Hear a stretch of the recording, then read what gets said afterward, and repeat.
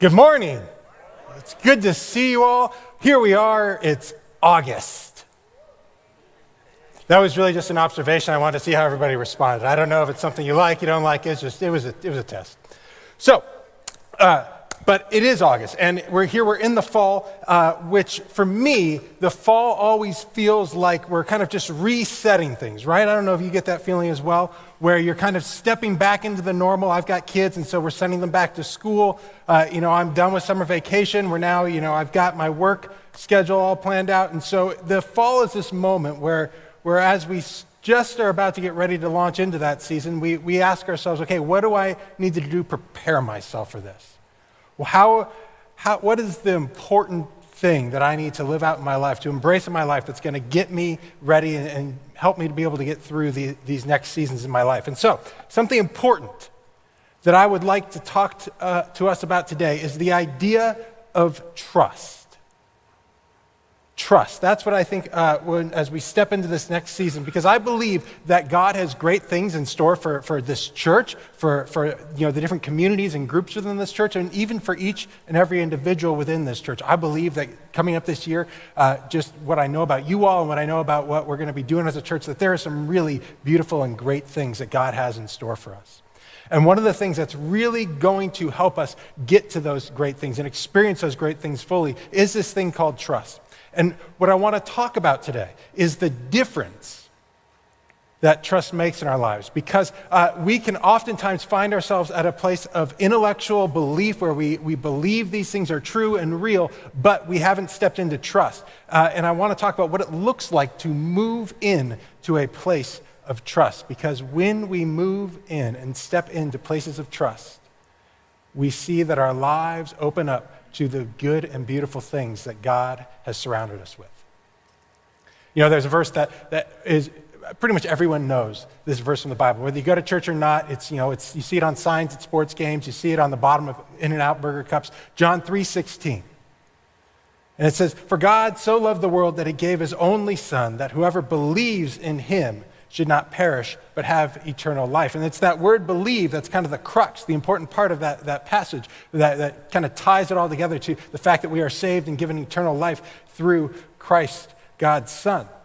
But what we sometimes miss is, because we become so accustomed with our own idea of what belief is, we sometimes miss that the biblical idea of belief, when the writers of the Bible write about believe and belief, that it's a little bit different than the belief that we hold or how we understand belief. Because when we think of belief, again, it's something that we tend to think of, okay, I intellectually believe this to be true. I've looked and examined all the facts. I've looked at how it all is, and it may not be 100%. I can't come to a 100% conclusion, but based on what's in front of me, I've decided it's true. I can trust it. But the biblical idea of trust wants us to step out beyond what we intellectually understand, beyond simply looking at something on a page, beyond simply examining it and saying, okay, this makes sense. It wants us to step into, what does it mean to trust that? What does it mean to live out of that? Not simply know it, but actually live out of that. And so I believe that the best way to dive deep into this particular concept is for me to talk to you about donuts. I see you agree. You see where I'm going. I know you do.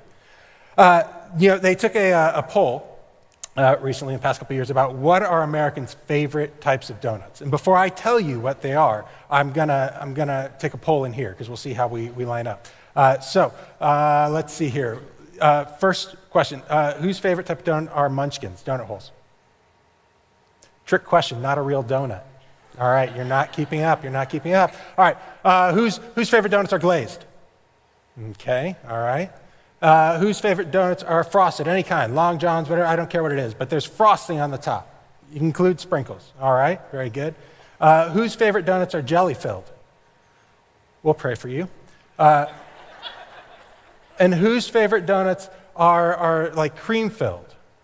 You all love Jesus, I can tell. That's in the Bible. If you look there, I'm sure it's there someplace. Anyways, so they took a poll, just like we took our informal poll. The top donut, the most preferred donut, the most loved type of donut was indeed cream-filled donuts. So, yes, there we are. Yeah. We're applauding Duncan. I love that. All right, so cream-filled donuts. Second was glazed. Now, again, I want to dive deep into donuts here for a second because I think it helps us understand this idea of trust and belief. So when you think of, nobody in here would sit there and be like, if I was offered a glazed donut and I was wanting a donut, but there was no other kinds, I think very few of us would be like, no, I don't want that donut. I mean, we would take it. We'd settle. And so glazed donuts, the thing about glazed donuts is, right, they're exactly what you see. There's nothing sneaky about them. There's no mystery to them. They're a donut that has been, dipped in glaze. You can see it. It's kind of shiny and all that good stuff. If you go to Krispy Kreme, you actually watch it come off the conveyor belt, and it's got a hole in it, but it's simple, right? You know what you're going to get. You're never going to get surprised by a glazed donut. But then, that's fine if you like that kind of life. But a Boston cream donut? Now that's an adventure, isn't it? That's like Mr. Toad's Wild Ride. Right? Because you don't really know. Like you walk into the donut shop and you see the sign, and the sign says Boston cream donuts, but you don't know. Maybe the person mislabeled it. Maybe it's one of those trick ones where you think it's Boston cream, but it's just a frosted one on the top. I hate those. It looks like it, but there's nothing inside of it, but actual donut. Who wants that? And so so you see the sign, and you, all right, I think I'm going to believe that's the Boston donut. And then you say, okay, person behind the counter, I would like one Boston cream donut. And so they go to it, and they go and get it. And so, okay, you're believing, again, that they've chosen the correct donut. They haven't messed up. They haven't reached into the wrong bin. They know that the sign is accurately labeled, and they go and they take it, and they put it in the bag, and you order it, and you pay for it, and you're trusting all this. And then you get home, and you are looking at it, and you are trusting it. And it's only until you bite into the center and taste that delicious, heavenly Boston cream custard that you know that this is truly a Boston cream donut. It is only after you have tasted it and experienced it and just taken great joy in it that you know this is truly what you needed. You see, belief is seeing the sign that says Boston cream donuts, but then walking out. Nobody goes to the donut shop just to read the signs and say, okay, I'm good. Nobody does that. Trust is taking that donut and biting into it and then experiencing the goodness and fullness because of the trust that you showed it. And so, what we discover there, who knew donuts were so profound, by the way, is that when we can step into trust, we actually all of a sudden start to experience this beauty and this flavorful, intense life that God has for us, these plans that he has for us, but it just requires us to step into it. And so my hope is that trust is what's going to anchor your week, your month, your year to come. Because my prayer is that the full weight of this trust that we're going to talk about would be in Christ. And as you step into this coming year, I believe because we can trust, because we step into that it's going to take us someplace. Whether it's you as an individual, us as a church, whatever, it's going to take us someplace, and God is going to take you there and do good things through and for you because of your decision to trust and not simply believe. And so my hope for all of us is that we are able to step beyond intellectual belief, which is a good thing, but we're able to step beyond that, not stay there, and step into a life of trust. So, to do that, because I want you all to join me in that hope, today I want to talk about 3 areas in our life where we have the opportunity to move beyond belief and into trust. But first, what I'd like to do to help us with that is to look at a passage that we find in the Gospel of Mark. So, Gospel of Mark, chapter 9, and we'll be in verse 14, but to just give some context, Jesus and some of his disciples have been up on a mountain, and they've had this incredible mountaintop experience at the beginning of chapter 9, and then they come down, and when they come down, they encounter the disciples that they have left behind to kind of camp out and hang out at the bottom of the mountain. They encounter them, and they're in this moment with this crowd of people and these scribes. And so we'll pick up at verse 14. And so when they came to the disciples, they saw a great crowd around them, and the scribes arguing with them. And immediately all the crowd, when they saw him, were greatly amazed and ran up to him, this is being Jesus, and greeted him. And he said to them, "What are you arguing about with them?" And someone from the crowd answered him, "Teacher, I brought my son to you, for he is a spirit that makes him mute. And whenever it seizes him, it throws him down, and he foams, and he grinds his teeth and becomes rigid. So I asked your disciples to cast it out, but they were not able." So pause here for a second. In the previous 8 chapters of Mark, we're in chapter 9, the previous 8 chapters, there are 10 accounts of Jesus healing people. So this is not something where who knows? We don't know if he does this sort of thing. We're just kind of hoping. No, this is something where they've developed a reputation for this. In fact, so this dad brings his son who's having seizures, and he wants to have him healed, but Jesus isn't there, but these disciples are, and so he says, okay, maybe you can do it. And yet, when they give it a shot, it doesn't work. And so Jesus shows up and then continues on a little bit later, and they brought the boy to him. And when the spirit saw him, the spirit that was in the boy, immediately it convulsed the boy, and he fell on the ground and rolled about, foaming at the mouth. And Jesus asked his father, "How long has this been happening to him?" The father said, "From childhood, and has often cast him into the fire and into water to destroy him. But if you can do anything, have compassion on us and help us." And Jesus said to him, "If you can, all things are possible for one who believes." Immediately the father of the child cried out and said, "I believe, help me in my unbelief." A few verses later, Jesus ultimately does cast out the spirit and heal the boy. But I want to go back for just a second here. If you believe, so he says, if you can you help us? And Jesus responds, "If you can, all things are possible to one who believes." And I think sometimes we read that and we're like, man, Jesus is cranky right there. But I wonder, that's not the character of Jesus. I've never seen Jesus seek to shame somebody who is coming to him for help. So I wonder if there's something else beneath that, something else going on there. And I wonder if, when he says, if you believe, all things are possible for the ones who believe, he's saying, you know what? There's going to be this moment. You're asking me to heal him. And you're saying, if you can, and what I'm going to tell you is, don't just limit yourself to this moment. If you believe, if I can, all things are possible. I'm going to tell you, trust in who I am. Jesus is saying, trust in who I am, and understand that there's a whole world of possibilities. I'm going to heal your son, but let's not stop there. Trust that there's a whole new world of possibilities that can happen when you step into trusting in me. So let's look past just a single moment.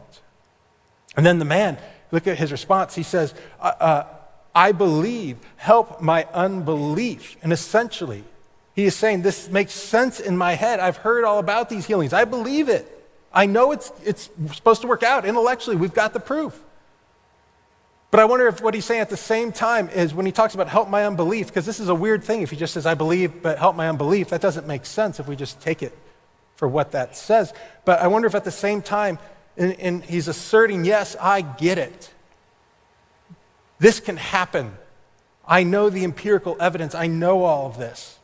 And yet, I don't want to get my hopes up. I don't know if I can fully trust what you're going to do, what you're saying. Your disciples have already not done it. I don't want to start dreaming about what life would be like with a son who doesn't have to go through these things every day, all day. What our family experience would be like if we could just not have to worry if he's going to get tossed into a fire or thrown into a lake. I know that you can do this, but I'm not sure if I'm ready to trust and dream and believe that something as beautiful as that could happen. What if it doesn't work? I don't want to get my hopes up. Can you all see and feel the tension that he's feeling? I would bet we could actually relate to that. I believe, help my unbelief. I think that perfectly captures tension that we often find ourselves living in, don't you? When we think of how life is going and what we know about God and we know about Jesus and we know about the people who love us and are surround us, I've got these things that I know and I believe to be true and real. But when I actually have to step beyond those into a place of trust, that's when I struggle and I don't know if I can make that next move. That's where I'm more comfortable with simply saying, well, I believe it, but I don't know if it will actually come to fruition or happen, and so I stay where I'm at, and I miss out on the beauty and the fullness of the life that God has created for me. I miss out on that wonderful Boston cream donut. So, like I said, today what I wanted to do is point to 3 areas in our life that maybe if we took an opportunity to step out of belief, step beyond belief and into trust, we might see some significant moments and impacts and changes in how we go about life. And so the first one that I'd like to look at is simply the complexity of our week to week. What I want to challenge us is to move beyond belief and into trust when it comes to our weeks. Because week to week, I want you to think, we all have a week that we have to go out into, right? You know, you're here today, you're relaxing, you're going to go home and have lunch, and you have your weekend, but then you're going to step out into a week and it's going to be different. You're going to run into conflict and complexity and problems. You're maybe going back to a job that you struggle with to enjoy. You're maybe seeking out a job and you don't know where you're going to find it. Maybe it's not so much about jobs, but maybe you're going back into, your kids are going to school and you're now stepping back into all these moments where it's complex. And they've got to get someplace on this day and someplace on another day. And all of a sudden, you're running into scheduling and all this, and it just becomes difficult. If we look back at our passage, remember, he's brought the Father has brought the Son to the disciples because he knows of this reputation. And so he brings it to the disciples, and he essentially is like, okay, I'm ready, go ahead and heal him. And they don't, and then Jesus finds them in this conflict with the scribes, and I wonder what that argument was like. I wonder if the scribes were sitting there saying, see, we told you. Don't believe in this Jesus fella or his people, because the scribes were people who were constantly trying to undermine Jesus, constantly trying to say, no, what he's saying, he's not the Messiah, he's not true, don't follow him. And I wonder if in this moment the disciples have done this, and all of a sudden the scribes are like, see, we told you so.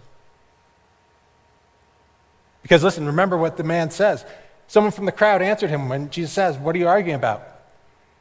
Someone from the crowd answered him and said, teacher, I brought my son to you, for he has a spirit that makes him mute, and whenever it seizes him, it throws him down, and he foams and grinds his teeth and becomes rigid. So I asked your disciples to cast it out, and they were not able.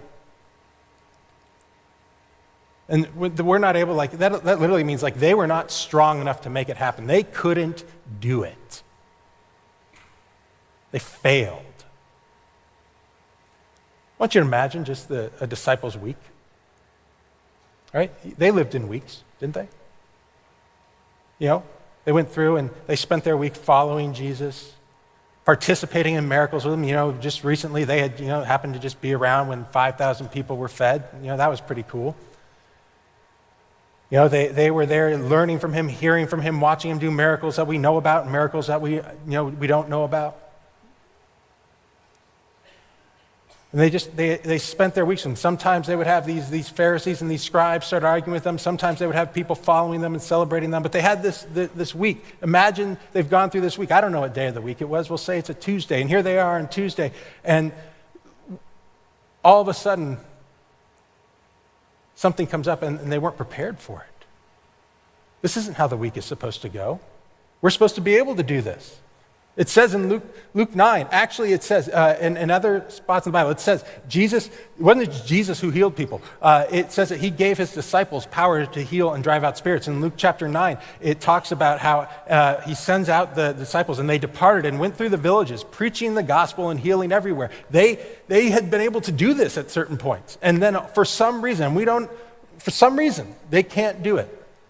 And we can get into that. That's another sermon or another time as to what happened there. But they can't do it. And so all of a sudden, they've hit a moment in the week that was unexpected, a moment in the week that is difficult, that is complex, that is uncomfortable, that is a little bit painful. Can you relate to that? And these scribes are sitting there saying, see, told you.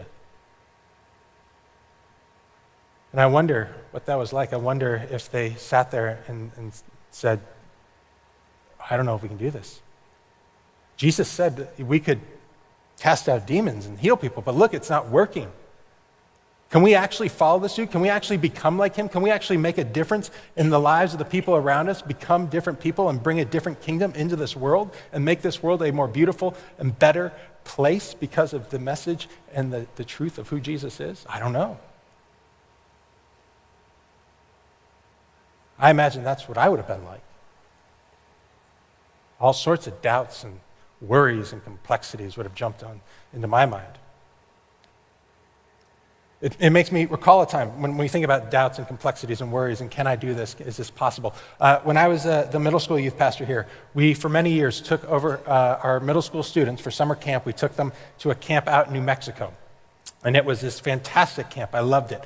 And because it was one of those high adventure camps where, you could go and do like adventure-y things. Like they had, mountain scooters and hiking and rappelling and BB guns and all sorts of things that you just do when you go out and adventure. And one of the things they had was called the Alpine Tower. And so I have a picture of it here. It is this massive 50-foot tower, climbing tower. And you can see there's three different sides, three different ways you can get up to the very, very top. And they would allow you to, like, part of the activity was to climb this thing. And I don't know, like, I'm pretty sure, nobody told me this, but I'm pretty sure this was like the final test for Navy SEALs. Like, I think that's where they went right before they were deployed, was to New Mexico to climb the Alpine Tower, because it was a beast. They call it the Alpine Tower, I call it the Widowmaker. And it is simply just a beast of a thing. And so I remember going to it, and I remember showing up as in my mid-20s as a youth pastor, looking at that thing and be like, I want to climb that thing so bad. I want to conquer that thing so bad. I'm going to, I will get my Navy SEAL badge, in just a moment here. And so I sat there, and obviously because it was a kids camp, I couldn't just shove all the kids out of the way and go first. So I graciously let some children go first, some 6th graders, 7th and 8th graders go first, and watched them. And I examined it and watched them do it. And and I saw as they were going up, they were nimble, little flying squirrels, just kind of zoop, zoop, zoop, zoop. And I watched the person holding, they had their ropes and belaying, I believe is the technical term. And they had their harness all carabinered up, and they were going up, and they were never, not one, fell or dropped. So that was good.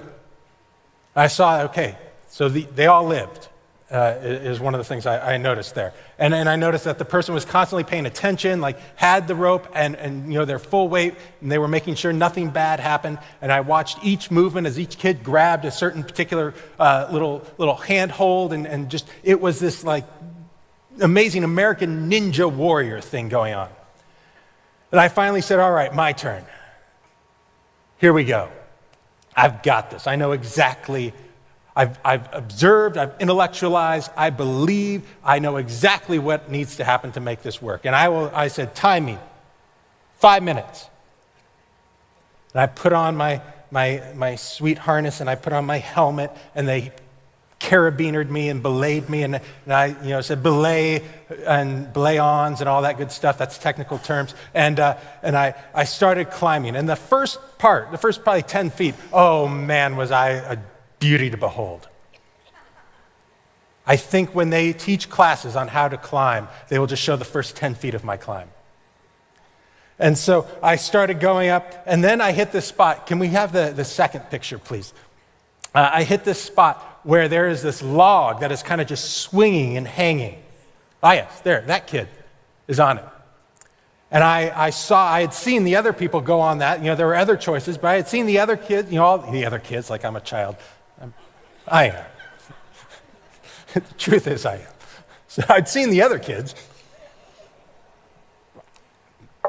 go up there, and so I said, well, that's clearly the way you're supposed to go. Nobody takes the easy way. And so I got out, I reached out and brought the log over to me, and then I climbed onto it, and I started climbing up it, and I realized at that moment, like, I'm stuck. Because the log started to swing, and this was not at all what I expected. I did not observe, I did not experience all this when I was down on the ground watching these kids do it. That didn't look like it was happening. It honestly felt like there were hurricane winds just blowing me back and forth. And I remember sitting there, and remember I said 5 minutes. And so I sat there and I'm like, okay, what am I going to do next? Can I reach up? Will I be able to get that? I know how to do this in my head. You reach up, you push up, you pull, you grab. You trust that you're not going to fall because nobody has fallen. But at the same time, there was stuff popping into my head. What if I reach up and miss? What if I try to step up and my foot slips? What happens then? I know I'm harnessed in, but this voice in my head is telling me, you know what? You may be harnessed, but you're going to be the first person that they ever let fall and crumble and break something. And so, instead of making it to the top in 5 minutes, I spent 20 minutes holding on to that log like a baby koala holding on to his mother. And finally, they were able to talk me off. They had to talk me down, it's just sad. And so finally, let go. We have you. Let go. I don't know. I'm good up here. And the thing that I kept forgetting, the thing that was pushed out of my head, because it was the belief, the intellectual stuff, was that, I'm actually harnessed in. Which means even if I fail, even if I slip, even if I fall, you know what happens? I just hang there. And I get to swing. Which in and of itself is kind of a nice experience. And I'm safe. And I imagine what would things have been like for me in that moment if I had just stepped into that? Would I have been able to reach up for that next thing and not be so worried? Would I have been willing to take that next step? What I'm wondering is what would happen if we put our trust in God in that same way this week? What's the next step, the next handhold that's sitting in front of you? What's the complexity, the conflict, the disappointment, the struggle? You've got work, you've got just the routine, you've got your family, and what would it look like if, as you step into all of that and try to reach for that next handhold, you put the full weight of your trust in God in those moments and realize that He has you, as if you're climbing the tower and you're fully harnessed in. And here's not only that, but here's what I learned through that experience. Because I went back there year after year after year with our kids.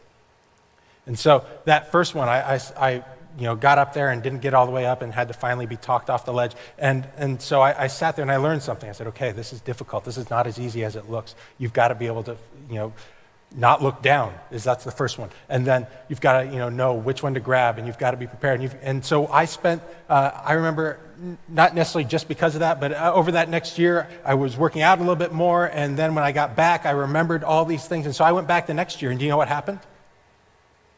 I took my experiences that I had. I took what I had learned throughout that previous year, and I applied them. And I made it all the way up, not in 5 minutes, but I made it all the way up. And then I went back the next year, and I made it all the way up faster. And until finally, I made it up faster than the kids. And I was like, yeah, come at me. And so what I wonder is, in life, we can trust God that he has shaped us, helped us learn lessons, molded us to help us take those next steps so that even if we struggle in a moment, what we've learned from that, we can take that next step. Which then brings us to this second area that I wanted to talk to us about and challenge us on, and it is to move beyond intellectual belief and into trust when it comes to our relationships. Move beyond belief and into trust in our relationships. The man, when he brings his son to Jesus, verse 22, remember he says, if you can do anything, have compassion on us and help us. And I don't think this is about him questioning again whether or not Jesus can actually do it, right? Like, we know Jesus can do it. He's done it. Plenty of people had seen it and heard about it and all of that. So I don't think this was if you are capable of it. I think this is more of a moment of, are you willing to? Do you actually like me enough? Can I trust that I am valuable to you? That you are who you say you are? And you're willing to do it? And what we find is if you can, I think you might be able to if you can, well, you do it. And there's this thing here that I think within this is there is this man who is doing his best to believe the best of Jesus. And he is placing the weight of his trust in Jesus and believing the best of him. And I think this is a principle for all of our relationships. The idea of believing the best, the principle of relationships, the idea of this principle, we'll call it the act as if principle. He was acting as if Jesus was going to do it. You move into trust in your relationships, and to do so, sometimes you just need to act as if it's true. That the person does believe and want the best for you. But you know where the best place to start with this is? Not our physical relationships, we'll get there in a moment, but with God. We all have relational needs, worth, value, love. What if you acted as if and trusted that God gave you everything that you relationally needed? God has you and anchors you. And even if you don't know that you have it, I'm going to ask you, act as if you do. Just step out, act as if you do, and see what happens. And do the same thing. Even if you can't just get to the point and believe that you have it, act as if you do. And then with the same thing, do it in your significant relationships. What if you stepped into your relationships and trusted that the other is for you? And every relationship you stepped into and navigate through, what if you entered into it with the trust that the other person is for you? What would it look like in the mix of conflict and complexity and difficulty if you believed that? What would it look like if you reassured your spouse, your kids, your friends that you were for them in the midst of complex difficulty and conflict? That you were still for them and you believed that they were still for you.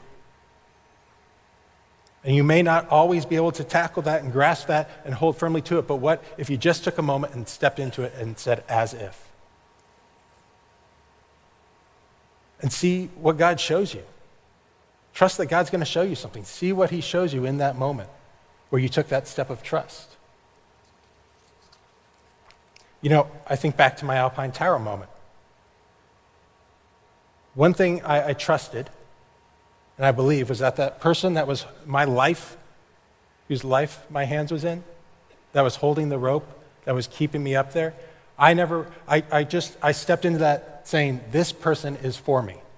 This person is, I didn't wonder or have this question, are they rooting against me to fail? Are they going to make this harder for me? You know, are they going to pull on this and wiggle it around so I'm having a hard time? Are they going to, do they plan on dropping me? That was not something that I wrestled with. I stepped into that moment believing that this person is for me. And so I'd love to encourage us as we step into our relationship, starting with God and then expanding that to the people that we're in relationship with. Trust that they are for you. And if that's difficult, still act as if and see what happens. Lastly, third area where I want to challenge us to move beyond belief and to practice trust, and that's with God. Move beyond belief and into trust in and with God. Remember the man says, immediately the father of the child cried out and said, I believe, help my unbelief. He has unbelief, but he also has belief. Remember, it's this tension. And the struggle and the tension that he's feeling ultimately doesn't keep the man from trusting Jesus, does he? He's struggling with it. He may have questions, he may have doubts, but it doesn't keep him from trusting him. I believe. You know what trust does? You know what's so great about trust? Is that it leaves room for doubt. You don't have to have certainty to practice trust. You don't. It's difficult, but within trust, there's room for doubt. And it's something that you step into. How many of us at times have said, we've asked ourselves, is this what God wants from me? Maybe in the next step in life. Is this the next step I should take? Will I be okay? What if I make the wrong choice here? Will I be okay? We've had those moments. And we wonder, is there going to be a moment? And we know there's going to be moments where doubts will fill your head, they'll fill your heart. But you know what God in those moments is not asking you to do? He's not asking you to have certainty. He's asking you to practicing trust. He's asking you to step into trust and see what happens. I think, again, going back to the Alpine Tower, that swinging thing. There are moments where I was sitting there and examining, what's the best way to get out of this? Do I go, just climb up and hope, I see there's a little ledge I can grab onto and hope I can grab on and pull on that? Or do I try and jump like a spider monkey over to the other side and, do one of those cool moves and climb up that way? Which is the right one to do? Could be either, I don't know. And one option was the first time I tried is just to stay there and not move. Or it becomes something where you step into it. And if it's not the right choice, you're going to learn that lesson. And you're going to be guided to the right one. I want to be clear on something, be sure I mention this. When we say as if, I know it can sound like just pretend everything is okay. Just pretend. But I want to reassure you that that's not what we mean, because what we're saying is that we firmly believe that God has you in his hand. And if God has you, even if you don't feel it, what if you still acted on it and saw where it takes you? Because we trust that God is going to show himself to you when you step out in trust. If God is a loving God, if he is the God who he says he is, trust him for that love and trust that he will show it to you. As if. Act as if. Because God will and wants to take us someplace when we start stepping into trust.